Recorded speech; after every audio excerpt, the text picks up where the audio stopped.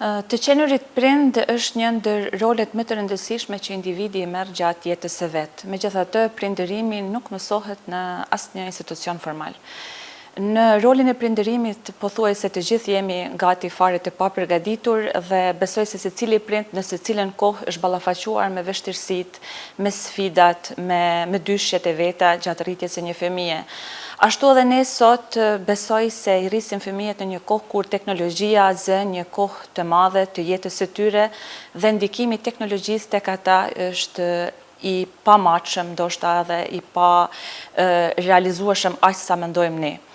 Si prind, po dhe si psikologe, me fëmijët e mi mundohem që të mbaj atë e cila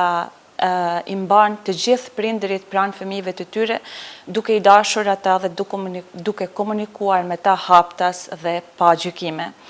Teknologjia, rrjetet sociale e dim se ka ndikim të jashtëzakonshëm, qoftë në zhvillimin e tyre emocional, në formimin e vetvlerësimit të tyre, po dhe në shumë fakte të tjera,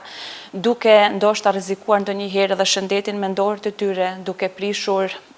rutinën ditore, gjumin, ushqimin e kështu me radhë. Por ajo çfarë prindërit duhet të dinë është që më e mira që mund të bëjnë për fëmijët e tyre është të japin modelin e duhur, duke u shërbyer fëmijëve në forma të ndryshme, duke ofruar për ta mundësi argëtimi,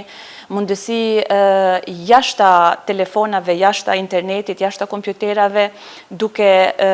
hapur kanale besimi, mirëbesimi me fëmijët e tyre, sidomos komunikimi. Prandaj, siç e thash edhe në fillim, ajo çfarë gjithmonë prindin e ka mbajtur pranë fëmijës së vet është dashuria dhe komunikimi i hapur, dhe këto dy fakte duhet ta ruajnë fëmijën nga ndikimi i jashtëzakonshëm i rrjeteve sociale dhe teknologjisë.